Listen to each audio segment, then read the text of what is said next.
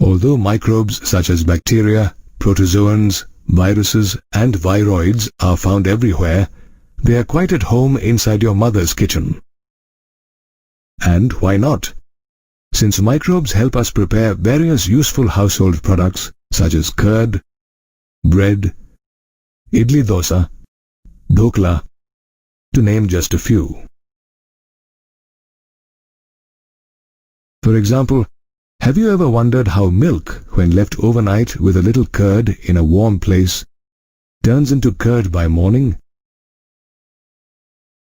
The little curd added to the milk initially acts as an inoculum or starter that has useful bacteria called lactobacillus, also known as lactic acid bacteria or LAB. LAB, which is present in millions inside the inoculum, multiplies at a suitable temperature and converts milk sugar lactose into lactic acid. The lactic acid in turn makes the milk thicker and partly digests the milk proteins, resulting in the formation of curd. LAB improves the nutritional quality as the curd now has increased quantities of vitamin B12. After the curd is prepared, it is stored in a cool place so that the LAB doesn't make it excessively sour by producing lactic acid. Another benefit of LAB is to check the presence of harmful bacteria inside our stomach.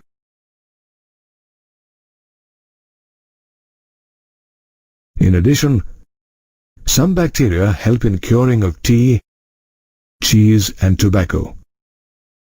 Curing is the process that determines the flavor of tea, cheese and tobacco based on the degree of fermentation and putrefaction they have undergone by bacteria. Different varieties of cheese are distinguished by their characteristic texture, flavor and taste, all of which depend on the choice of microbe used. For example, Swiss cheese has large holes because bacteria Propionibacterium sharmani produce a large amount of carbon dioxide. Roquefort cheese, on the other hand, acquires its characteristic flavor due to a specific fungus called Penicillium roqueforti that is used to ripen it.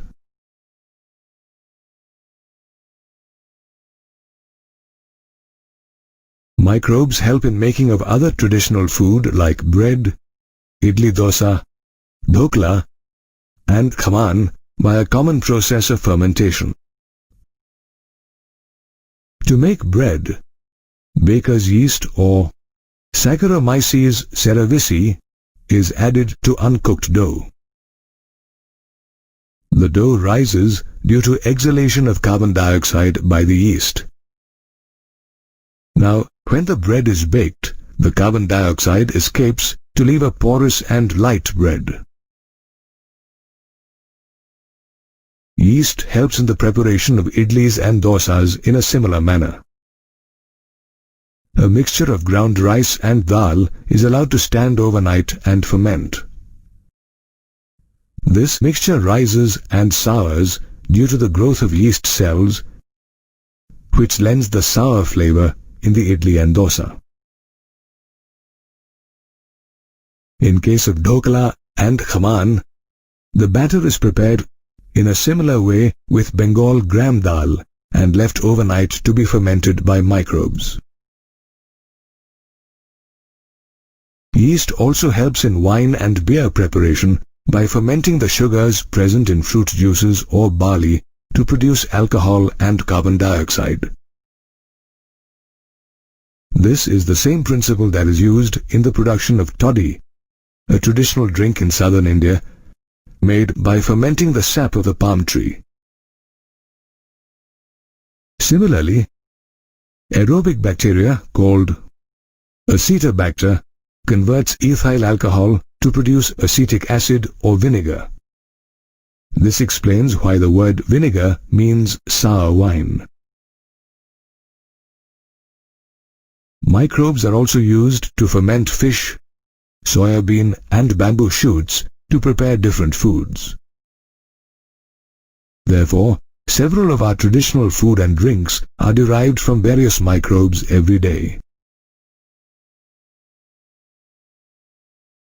Microbes have proved to be useful inside our kitchen by helping us prepare various food items such as bread, curd, dosa, wine, and toddy. Naturally, the same underlying principle of fermentation that is used to prepare these products is also applied on a large scale in various industries. In industries, microbes are grown in large vessels called fermenters that are used to make beverages like wine, beer, whiskey, brandy, and rum on a large scale. One such microbe is Saccharomyces cerevisiae, that is known as baker's yeast due to its use in bread making. It also acts as brewer's yeast by fermenting different malted cereals and fruit juices to produce ethanol. So, depending on the type of beverage used for fermentation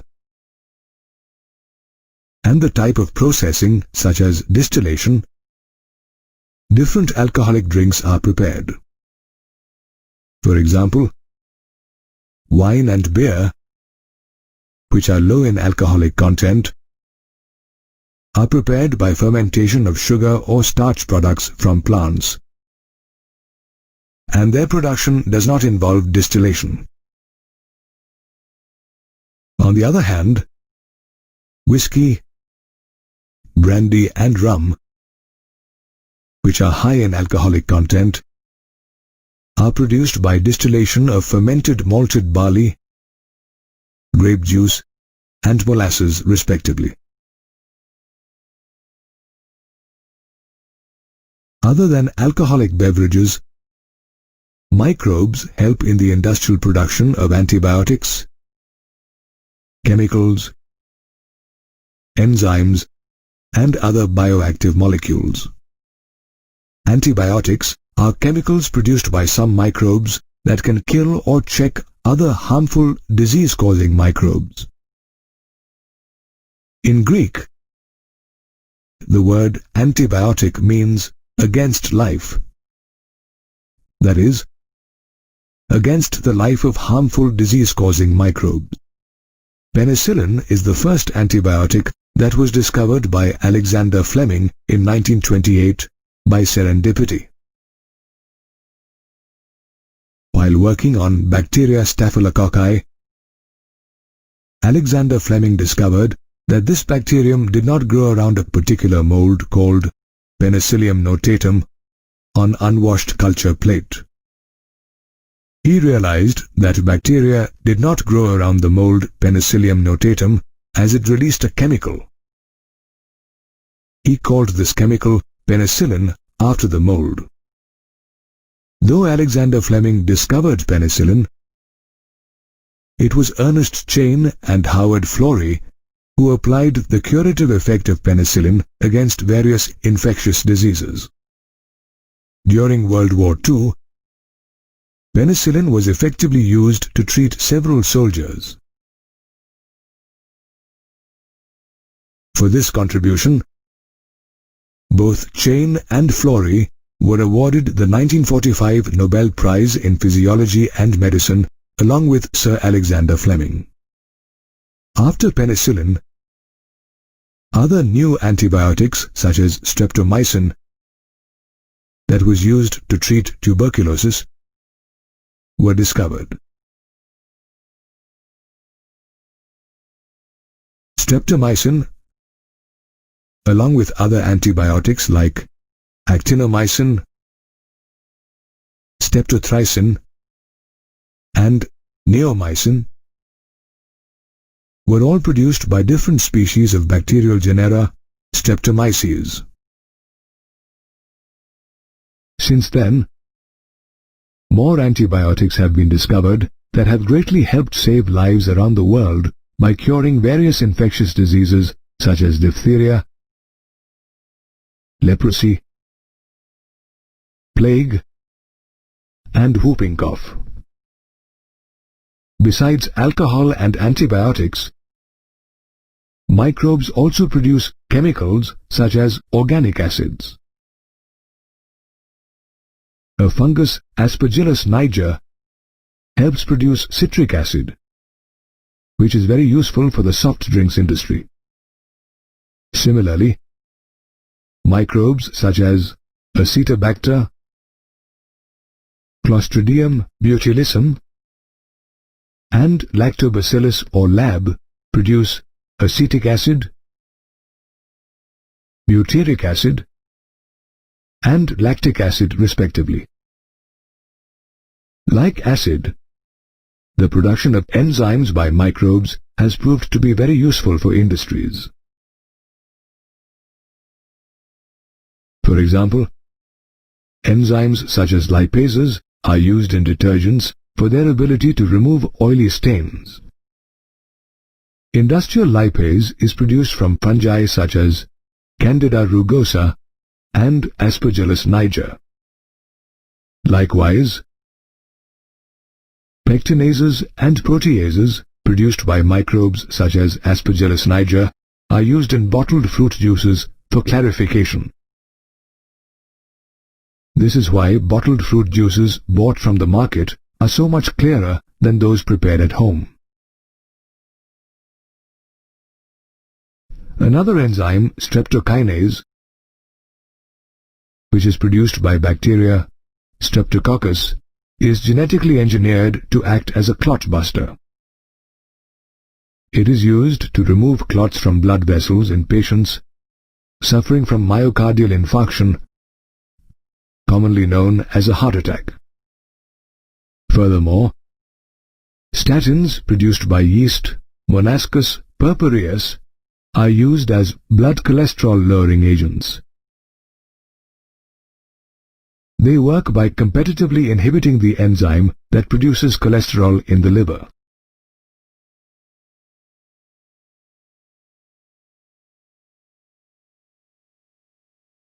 Cyclosporin A is another useful microbial offering by fungus Trichoderma polysporum. It is administered as an immunosuppressant to organ transplant patients so that their immune system doesn't reject the transplant.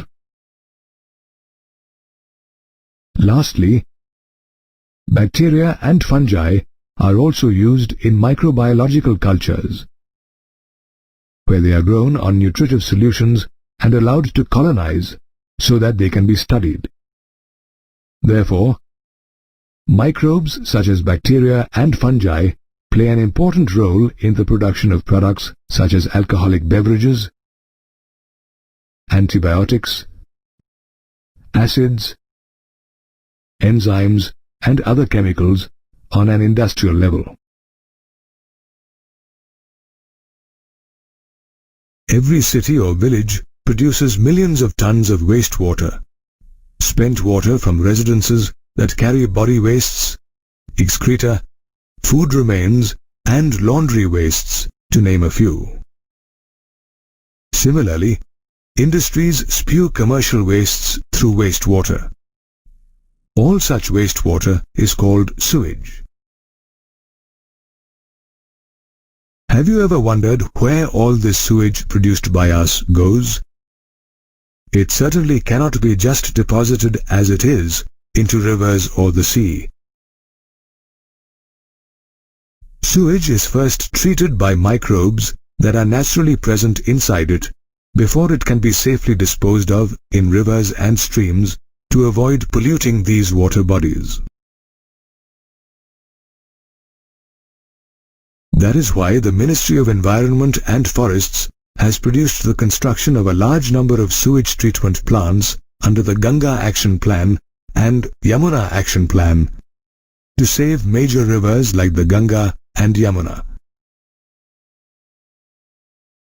In India, microbes are already treating gallons of wastewater inside several sewage plants around the country every day. Let's take a look at how microbes help in sewage treatment. Microbial treatment of sewage usually takes place in two stages: primary and secondary treatment. In the primary stage, the objective is to remove coarse solids and other large and small particles found in sewage.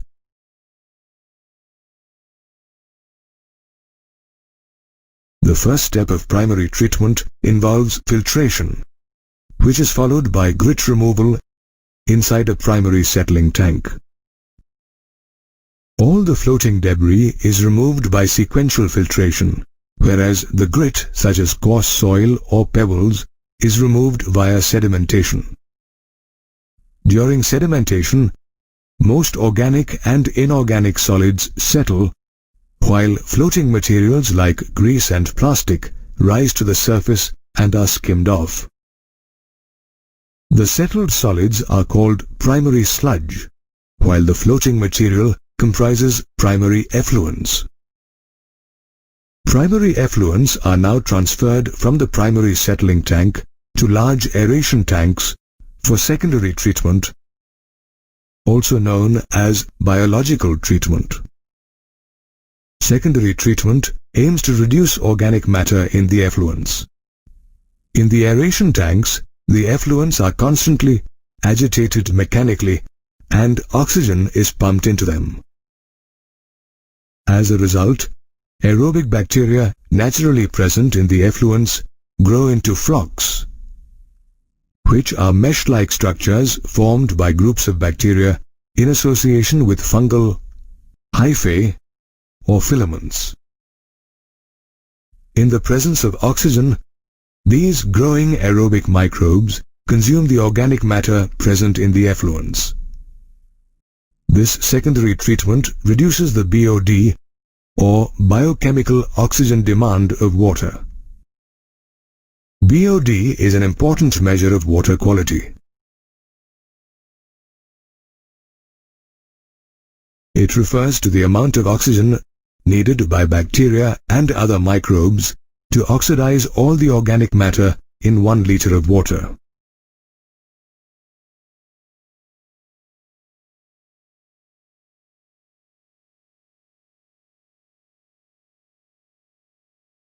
The BOD of drinking water should be less than 0.5.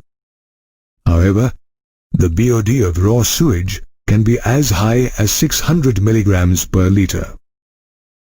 That is, the greater the BOD of wastewater, the more polluted it is. Also, it is an indicator of the amount of organic matter present in water. Secondary treatment is continued till BOD decreases considerably. Once this is accomplished, the effluents are transferred to another aeration tank where the flocks of bacteria are gradually allowed to sediment.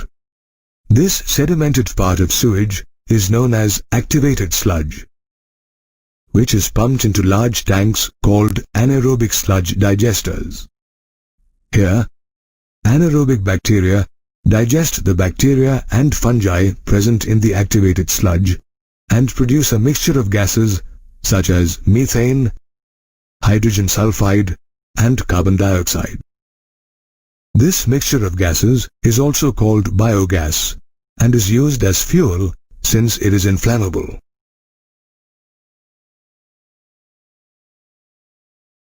Methane is the main gas produced from sewage treatment and also serves as fuel. It is used to produce heat in homes and factories. The sludge left after digestion of both aerobic and anaerobic bacteria is used as manure and is called activated sludge. The effluents that now remain from the secondary treatment plant are now fit to be released into natural water bodies like rivers and streams. However, a small part of the activated sludge is pumped back into the aeration tank to serve as inoculums for subsequent treatments.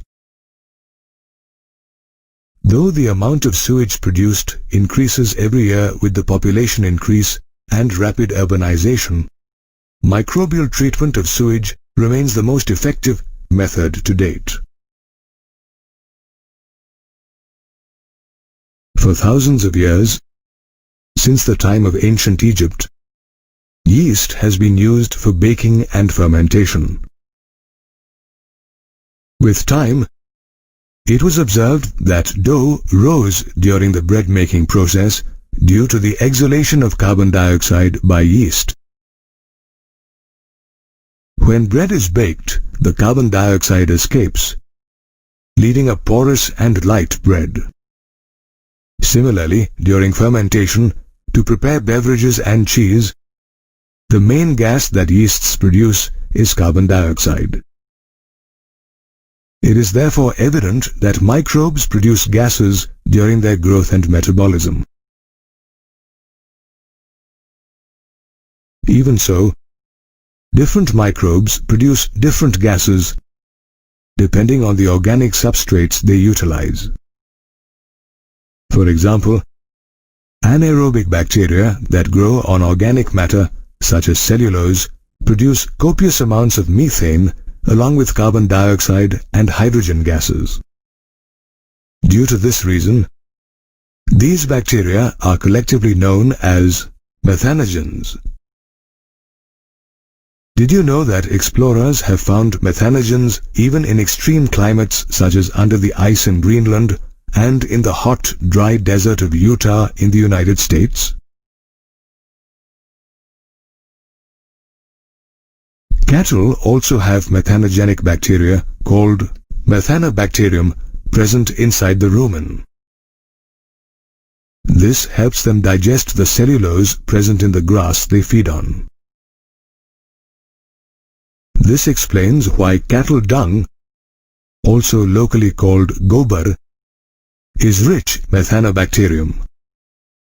This dung or gobar is used to generate biogas, also known as gobar gas, in a biogas plant.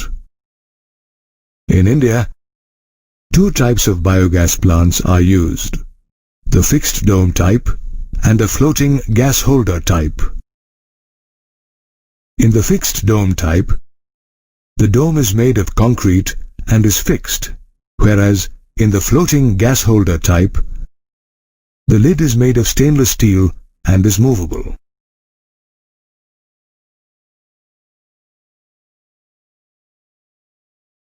The floating gas holder type of biogas plant is covered with a floating lid so that it can freely rise when microbial activity by methanogens produces gas inside the biogas plant. A biogas plant usually consists of a concrete tank that is 10 to 15 feet deep, where slurry of dung and other biowastes like plant and animal remains is placed. In fact, the biowastes and cattle dung in the slurry are first soaked in water and mixed in the mixing tank before they are allowed into the main tank, so that they provide the bacteria a suitable medium to grow.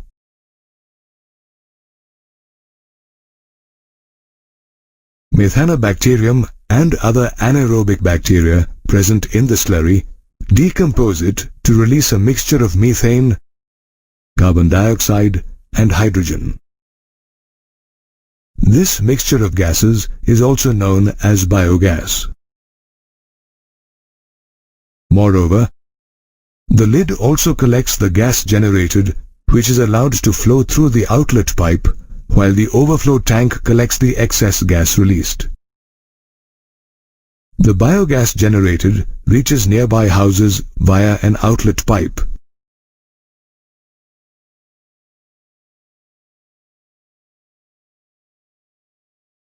Where it is used for cooking and lighting.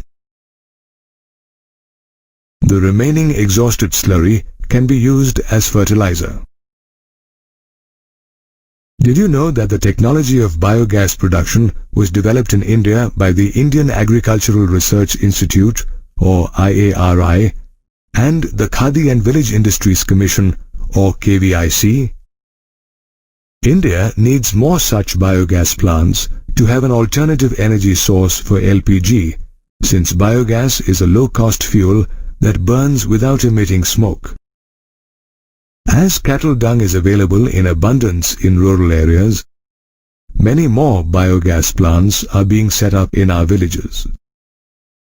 However, even in cities like Pune, there are some commendable instances of lighting streetlights with biogas. Biogas can also be used to run electric engines such as pumps, as it causes less air pollution.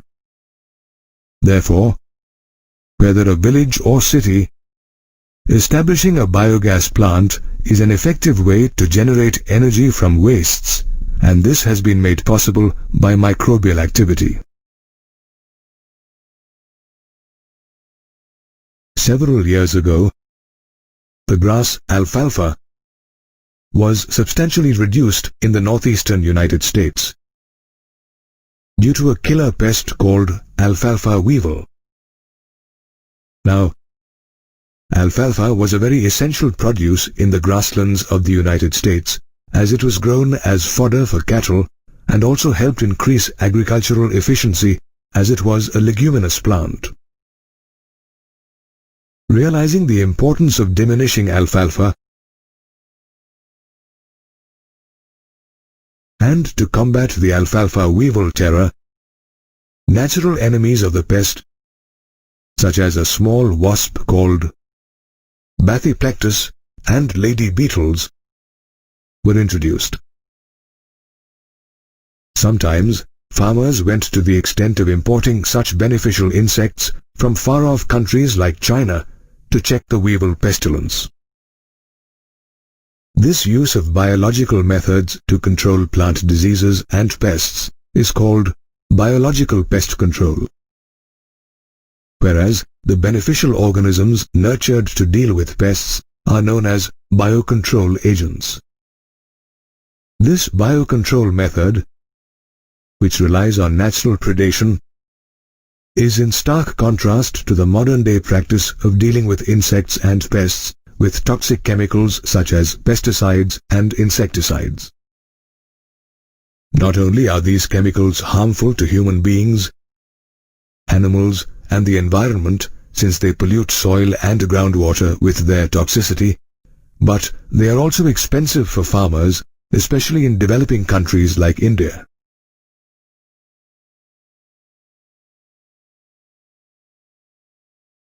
Recently, after a spate of suicides by Indian farmers in the Vidarbha region of Maharashtra due to failed crops and deaths, scientists suggested organic farming as a means of smart agriculture that would also save them from spending money on chemicals like insecticides, pesticides, and weedicides.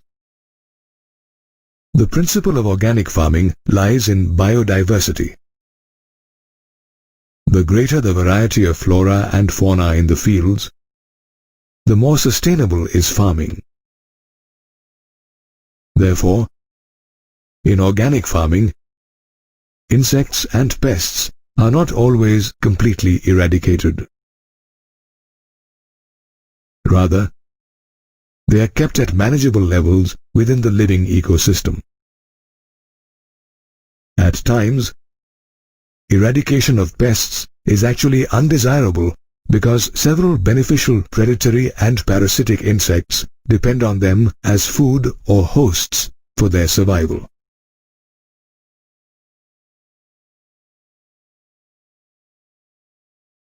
Organic farming, in other words, is an attempt to create a living, vibrant and natural ecosystem in the fields by using natural green manure, compost, organic insecticides, fertilizers, and biological pest control methods, and limiting the use of synthetic pesticides and fertilizers.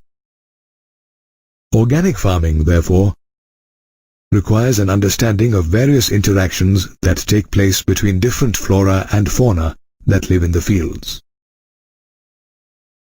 Also, it is important to possess detailed knowledge of the different life forms that live in the fields, their life cycles, feeding patterns, and preferable habitats.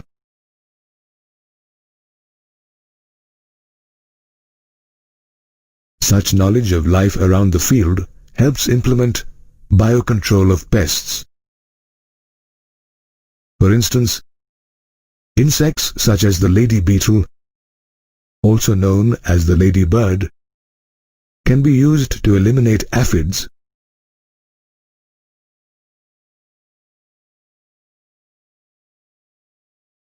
whereas dragonflies can stamp out mosquitoes. Keeping facts like this in mind, beneficial insects that serve as biocontrol agents are conserved under an Integrated Pest Management or IPM program.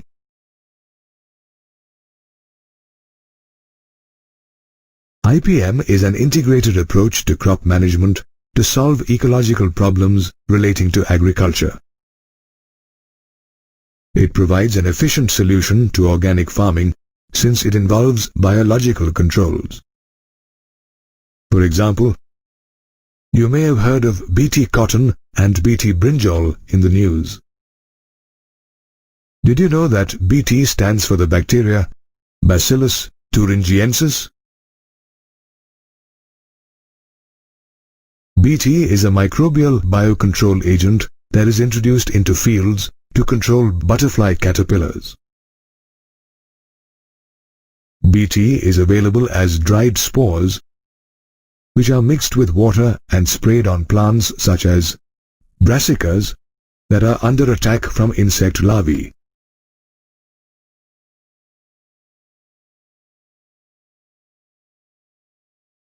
When insect larvae consume the spores or crystals of this bacteria, the alkaline pH of their gut activates the cry toxin present in the bacterial spores, which ultimately kills the larvae. These toxins in Bt are insect-specific and therefore do not harm other organisms.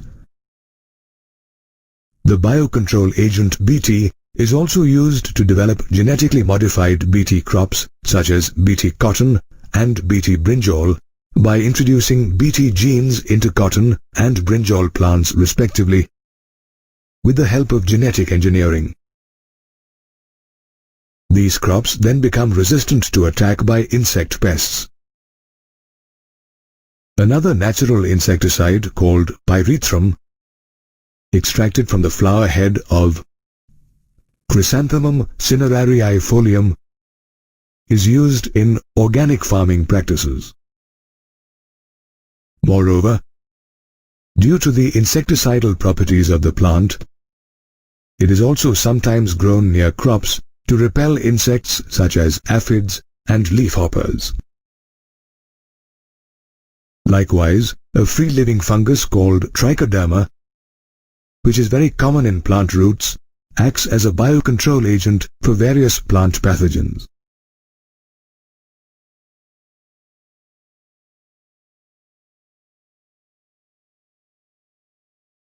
In addition, baculoviruses of genus Nucleopolyhedrovirus are used as biocontrol agents for insects and other arthropods. These viruses have an additional advantage as they are species-specific. They do not harm other plants, mammals, or other non-target insects.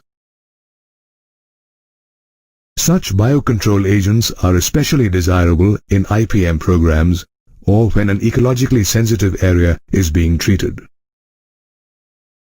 In this manner, biocontrol agents play a dual role by helping in organic farming and maintaining a balance in the ecosystem.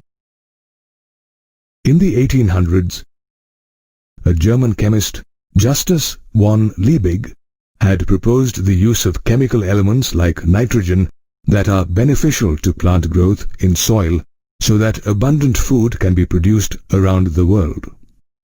Thus, chemical fertilizers were born. However, Liebig's noble dream to eliminate hunger around the world by increased productivity could not be realized. Around the early 20th century, a British scientist, Sir Albert Howard, objected to the addition of chemicals to agricultural soil. He insisted that it was the health of the soil that determined the growth of plants.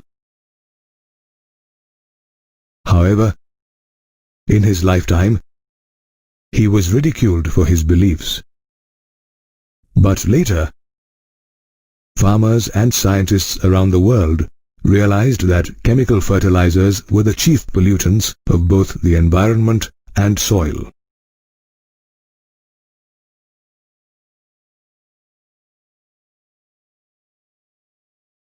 The impact of these fertilizers had become so severe that in Punjab, about 10% of groundwater samples show the presence of noxious chemicals more than the permissible limit prescribed by the World Health Organization or WHO. This paved the need for organic farming, wherein biofertilizers are used instead of synthetic chemical fertilizers. Did you know that it was Sir Howard's writings that formed the basis of organic farming? Which is why he is also regarded as the father of organic farming. Biofertilizers are substances containing living organisms such as bacteria, cyanobacteria, and fungi that promote plant growth naturally by increasing soil fertility. Moreover, they sometimes form symbiotic associations with plants and aid in inorganic nutrient uptake by the plants.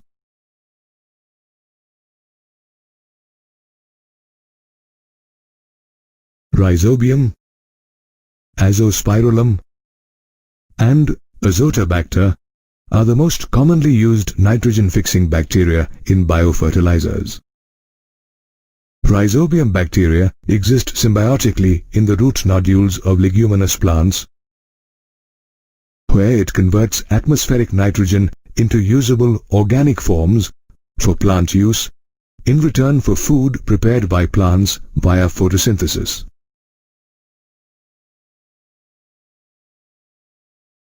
So, it is usually used as an inoculant for legume crops.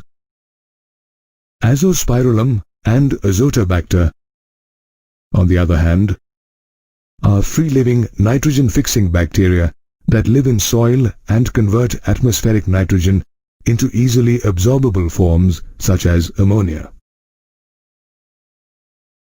They are usually used for crops such as millets, sugarcane, wheat, and maize.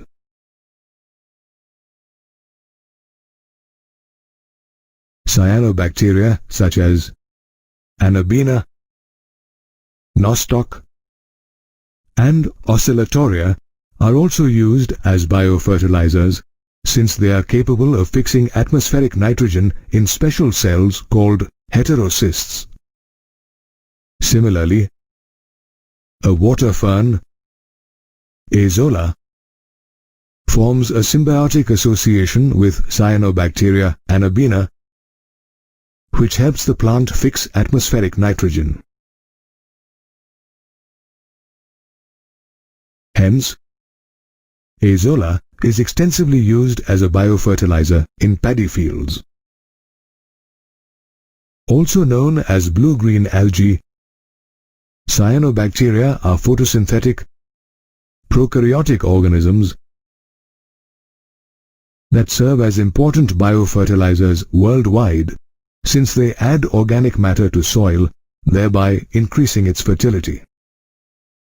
Even fungi, specifically those belonging to genus Glomus, form symbiotic associations like mycorrhiza with the roots of vascular plants.